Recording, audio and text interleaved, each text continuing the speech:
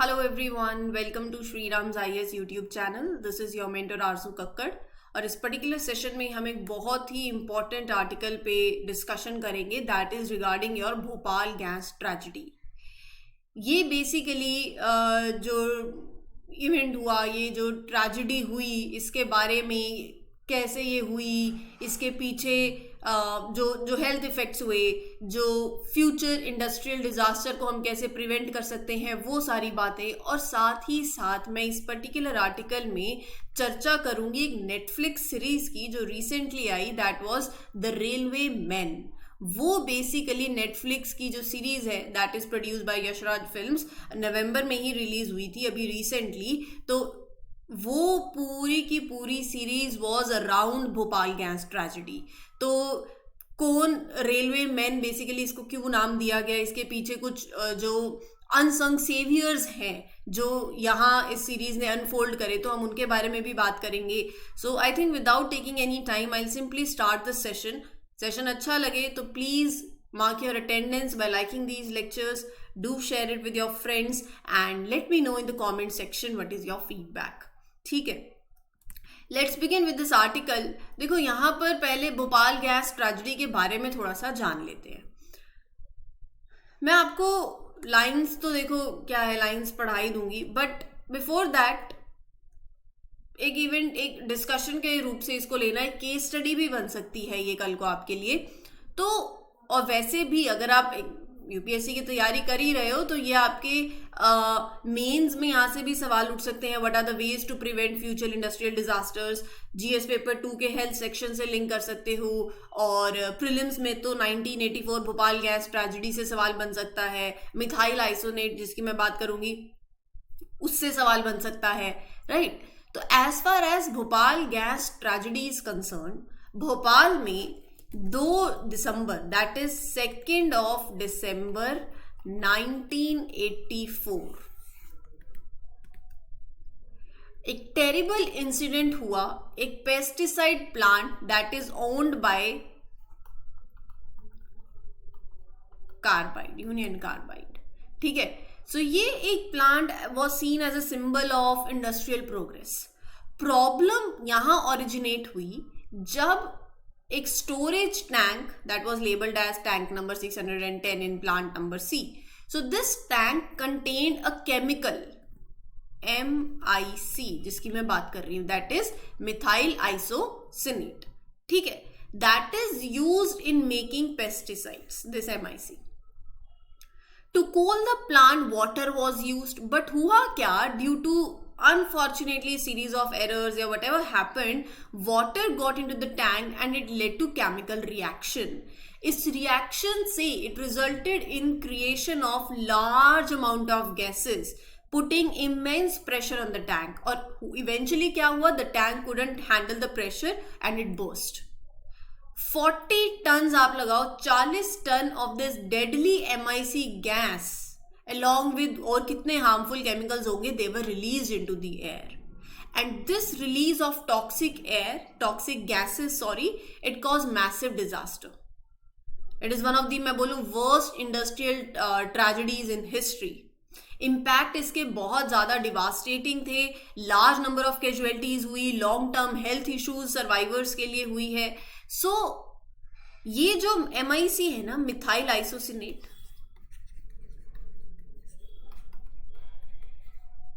जिस गैस की हम बात कर रहे हैं, इट इज एक्सट्रीमली डेंजरस। अगर मैं बताऊं तो even at a concentration of 21 ppm, that is 21 parts per million in the air, it can cause death within minutes अगर कोई इसको इनहेल कर ले। तो जब वहां पर लोगों ने इनहेल किया, आसपास ऐसा होने लगा कि एक पता नहीं अचानक से लोगों की आंखों में जलन होने लगी और फिर सांस लेने में दिक्कत होने लगी। तो इनिशियली तो समझ ही नहीं आ रहा था कि हो क्या रहा है। और ये भी मैं आगे बात करूंगी, सीरीज में भी ये दिखाया गया था कि अगर ये इंफॉर्मेशन थोड़ा सा पहले मिल जाती, there was lack of communication tool, so काफी जाने भी बच जाती, क्योंकि वहां से रिपोर्टिंग ही सही नहीं आ रही थी। जब यूनियन कार्बाइड फैक्ट्री से पूछा जा रहा था कि हुआ क्या, उन्होंने बोला ज्यादा जहरीली नहीं है, आंखों पे गीली पट्टी बांध लो, वो जलन इसीलिए हो रही है। बट धीरे धीरे जब चीजें हाथ से बाहर जाने लगी तो उन्होंने भी यही कहा कि we don't know what is happening, right. So Bhopal के अंदर the concentration exceeded this level, जो मैं 21 ppm की बात कर रही हूँ. ये जो टॉक्सिक गैस है it spread through out the city, ऐसे हवा की तरह ये फैल गई और हर मतलब it was affecting every one in its path. Official records की बात करूं तो उन्होंने कहा that 3787 people died with in the hours of this incident. कुछ सो नहीं पा रहे थे. The gas cause various problems, वही आंखें जलने लगी, देन ब्लाइंडनेस, फिर सांस लेने में तकलीफ होने लगी, कॉग्निटिव इश्यूज, तो ये सारी चीजें होने लगी. और फिर इसका इम्पैक्ट यहां पर नहीं रुका. इस ट्रेजेडी का जो आफ्टर मैथ है वो भी it lasted for a long time. Survivors, future generations आप लगा लो, उनको भी इम्पैक्ट पड़ने लगा. लॉन्ग टर्म कैजुअलिटीज ऐसी हुई हैं वो 15,000 से 20,000 के आसपास. 2006 की बात है जब सरकार ने in government document that was release it recognise कि भोपाल गैस लीक से कुछ 5 लाख के आसपास 5,58,000 इंडिविजुअल्स को इंजरी हुई है, राइट. और 3,900 तो ऐसे हैं जिन्होंने परमानेंट डिसेबिलिटीज फेस करी हैं, right. Are you getting my point? So the impact of this gas, it went beyond those immediate issues. Health problems हुई, eye disorders, respiratory disorders, difficulty with motor skills, psychological trauma भी हुआ. जो areas close थे factory के, villages, slums, उन्होंने तो बहुत ज़्यादा सफ़र किया फ्रॉम दीज हेल्थ इश्यूज. और उससे भी ज़्यादा हार्ट ब्रेकिंग ये होता है कि जब नेक्स्ट जनरेशन्स के पास भी ये कॉन्सिक्वेंसेज आगे एक्सटेंड होते हैं, genetic disorder it resulted into. और कुछ फैमिलीज में there were challenges in reproduction also for some families, right. So ये है Bhopal gas tragedy, which is one of the worst industrial accident in the history that occurred on the night of 2-3 December at Union Carbide India Limited pesticide plant in Bhopal. तो यहाँ पर it expose people and animals to highly toxic gas methyl आइसोसिनेट, causing immediate and long term health effects and death. Causes क्या है gas leak के वो भी आपको बताऊंगी, बट स्टोरी फिर ऐसे चलती है कि जो भोपाल गैस ट्रेजेडी है, ऑफिशियल्स को it became known to officials after 1 AM in the night. At that time town के जो इंस्पेक्टर थे, he was patrolling near the factory, he sent a message about the gas leak using a wireless system to the police room also. लेकिन the reaction that followed, you can say, it showed a lack of readiness, communication problems with the plant, with the factory. And the authorities, they were also, they might be unprepared, or they struggled to effectively respond to the emergency situation. Chaos हो गया, confusion हो गई during those critical early hours of tragedy. इस gas leak के causes मैंने आपको बताया ही है. Union Carbide India limited plant stored this highly reactive MIC in poorly maintained tanks. And this chemical is known to be unstable. It can be dangerous. जो plant है that was facing financial losses, competition था, it operated fewer staff, safety standards के साथ compromise करा. सो ये जो cost cutting measures जो उन्होंने लगाए, it contributed to the lack of precautions. और ऊपर से ये प्लांट कहाँ सिचुएटेड था? In densely populated area. और उसके बावजूद भी there were no emergency plans और warning systems for the near by residents, right. तो फिर हुआ क्या? The thing I told you, water triggered a reaction and it increased the temperature, it increased the pressure inside the tank and it got ruptured और यहाँ से toxic MIC gas air में release करती है. और जब ये गैस लीक होती है, it was confirmed around 1 AM. It took मतलब आप लगाओ, it took shocking 45 minutes for higher management to be informed. ये जो डिले है during the emergency, basic devices, walkie-talkie, which could have quickly conveyed the severity of the situation to the higher ups, everything was lacking. It was not effectively used, you can say. Are you getting my point? तो इसी के चलते ये सारी बातें मैंने आपको बता दी है, densely populated, safety standards, due to financial losses, market competition के चलते they reduce the safety standards, the staff safety standards. Netflix में एक सीरीज आई है, that is the railway man revisiting the nation's worst industrial disaster.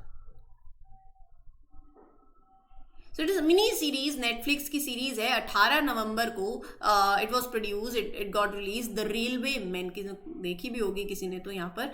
It was produce by Yash Raj films. तो ये series आपको लेकर जाती है back 39 years ago to revisit that tragic event of Bhopal gas tragedy.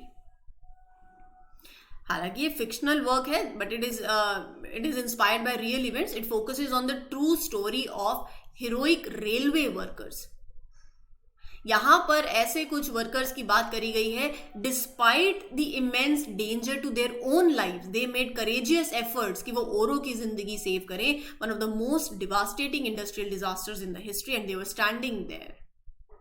So this series highlights the bravery, the challenges they faced, the unsung heroes while trying to help in the midst of this catastrophic event. तो इस series में भी दिखाया गया है the failures that led to devastating gas leak and सब कुछ. Safety system malfunctioning थे, the conditions were there, worn out walls, poorly maintained equipments that were connected to this dangerous methyl isocyanate, right? So this story highlighted the negligence of the Union Carbide plant management. They didn't address the safety issues. ये पूरा इस series में दिखाया गया है. कभी आप series देखो तो do let me know in the comment section also, या किसी ने देखी है तो भी मुझे बताना. सो इस पर्टिकुलर सीरीज में मैं आपको एक नाम बताती हूँ. द सीरीज मैंने आपको बताया जो भी हेरोइंग कंडीशंस थी, जो माल फंक्शनिंग सेफ्टी सिस्टम थे, जो नेग्लिजेंस था प्लांट मैनेजमेंट का, वो सारा दिखाया है. तो यहाँ पर इस सीरीज के अंदर भोपाल गैस ट्रेजेडी के जो अनसंग सेवियर्स हैं, the heroics of this tragedy, उसमें से एक है Ghulam Dastagir, right, the superintendent. He made a crucial decision that time. क्या हुआ था, एक मुंबई गोरखपुर एक्सप्रेस ट्रेन जो है वो वहां थी, तो उन्होंने एक डिसीजन लिया that to allow this express to proceed, right? कि अगर ये यहाँ खड़ी रही, आप उसको बोलते हैं ना, उसको टाइम से पहले आगे भेज दिया, क्योंकि और ये उन्होंने एक बहुत ही स्ट्रैटेजिक डिसीजन लिया अपने पे रिस्पॉन्सिबिलिटी लेते हुए कि ट्रेन को यहाँ रोका नहीं जाए, भोपाल जंक्शन पे ट्रेन खड़ी नहीं हो, और ट्रेन को आगे भेज दिया कि कुछ लोगों की यहाँ से जाने बच सकें. और वहाँ पर ट्रेन के जो विंडोज़ थे वो भी सभी पैसेंजर्स ने क्लोज कर रखे थे कि विंडोज़ नहीं खुलें. और धीरे धीरे जब लोगों को, आसपास के कुछ लोगों के पास गाड़ियाँ थी तो वो चले गए कार लेकर दूसरी जगहों पे. कुछ लोग जिन्हें कुछ समझ नहीं आ रहा था कि हो क्या रहा है, भोपाल गैस जंक्शन पे इतना क्योस, इतनी भीड़ लग चुकी थी. और यहाँ पर जो गुलाम दस्तगीर जी थे, उन्होंने उनकी जो फैमिली थी वो भी इस फैक्ट्री के पास ही रह रही थी, लगभग कुछ किलोमीटर्स थे, I don't remember exactly, 3 kilometre के आसपास में भी. लेकिन वो वहाँ नहीं गए और उन्होंने वहाँ खड़े होकर basically as a his act of valour, I would say, it came at a high coast.